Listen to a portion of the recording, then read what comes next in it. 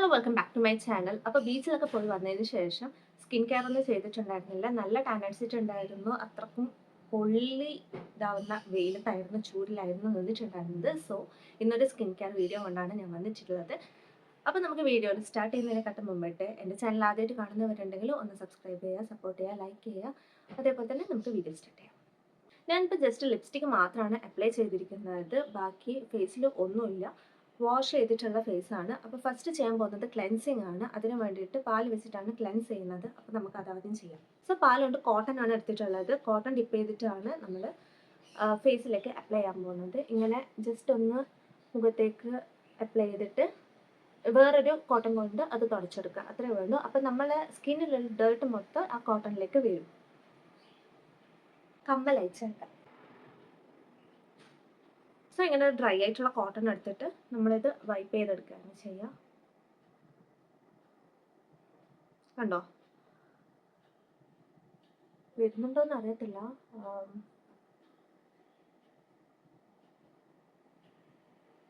ഇതിലേക്ക് ഡേർട്ട് വരും. പോർസിൻ്റെ ഉള്ളിലൊക്കെ ഉള്ള ഡേർട്ടാണ് പുറത്തേക്ക് വരുന്നത്. ഇങ്ങനെ ഒരു 2-3 ടൈംസ് നമ്മൾ ചെയ്തിട്ട് ക്ലെൻസ് ചെയ്തെടുക്കുക. ഇതുണ്ടോ അഴുക്ക് വരുന്നത്?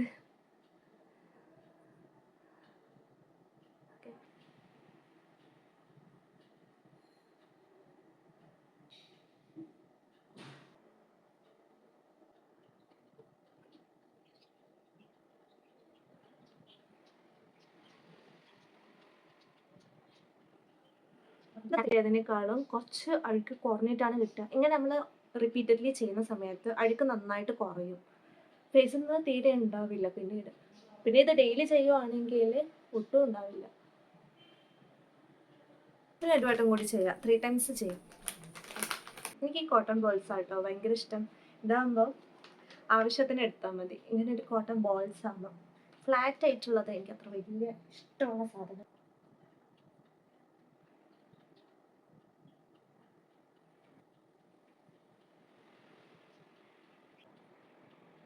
ഇത്രയും നമുക്ക് അഴുക്ക് പോയി കിട്ടിയിട്ടുണ്ട്. ഇനി ചെയ്യേണ്ടത് സാധാരണ വെള്ളം വെച്ചിട്ട് നമ്മൾ വാഷ് ചെയ്യാം. ഓക്കെ, വാഷ് ചെയ്തിട്ട് പെട്ടെന്ന് ഓടിയിടാം. സോ അങ്ങനെ ഫേസ് ഒക്കെ കഴുകി വന്നു. നെക്സ്റ്റ് ഡീടാൻ ഫേസ് മാസ്ക് ആണ് അപ്ലൈ ചെയ്യാൻ പോകുന്നത്. അതിന് വേണ്ടിയിട്ട് കോഫി പൗഡർ, ബേസൻ, നമ്മൾ കടലപ്പൊടി, പിന്നെ കേർഡ്, ടൊമാറ്റോ, ഹണി, ഓക്കെ, ഇതൊക്കെയാണ് എടുത്തിട്ടുള്ളത്. ഇനി ഇതിനെ നല്ലോണം മിക്സ് ചെയ്യാം. ഞാൻ മിക്സ് ചെയ്തിട്ടുണ്ടായിരുന്നു കേട്ടോ.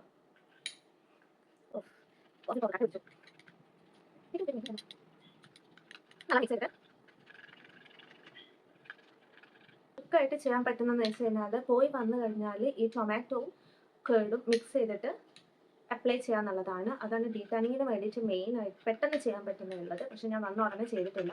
അതുകൊണ്ട് തന്നെ ഡീടാനിങ് ചെയ്യാൻ പറ്റിയ എല്ലാ ഇൻഗ്രീഡിയൻസും മിക്സ് ചെയ്തിട്ട് ഒരുമിച്ച് അങ്ങ് അപ്ലൈ ചെയ്യാമെന്ന് വിചാരിച്ചു.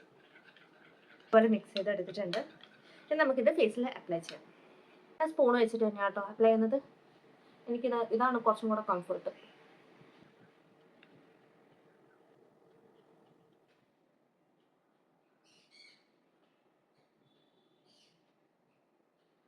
അങ്ങനെ ഫേസ് മാസ്ക് അപ്ലൈ ചെയ്ത് കഴിഞ്ഞിട്ടുണ്ട്. നമുക്കൊരു 20 മിനിറ്റ്സ് വെയിറ്റ് ചെയ്യുക ഉണങ്ങാൻ വേണ്ടിയിട്ട്. അങ്ങനെ ഉണങ്ങി വന്നു. നമുക്ക് ജസ്റ്റ് വാഷ് ചെയ്തിട്ട് പെട്ടെന്ന് വരാം.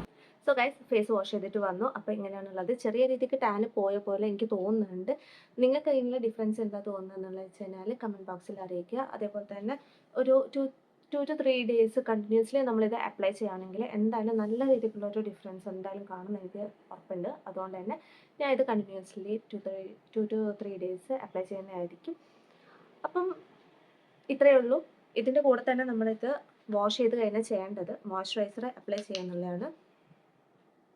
ഞാൻ എടുത്തിരിക്കുന്നത് ഡോട്ട് ആൻഡ് കീയുടെ ഒരു മോയ്സ്ചറൈസറാണ്.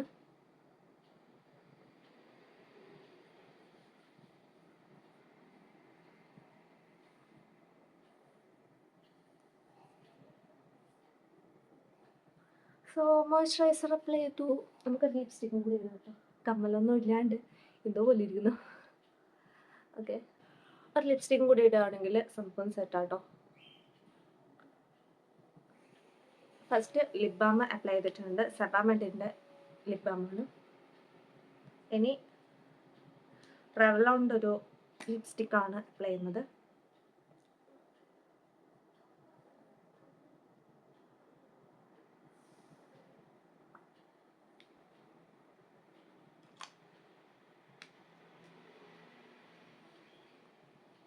അപ്പോൾ ഇത്രയേ ഉള്ളൂ ഇന്നത്തെ വീഡിയോ. എന്തായാലും ഇത് 2-3 ഡേയ്സ് എനിക്ക് ചെയ്ത് നോക്കണം.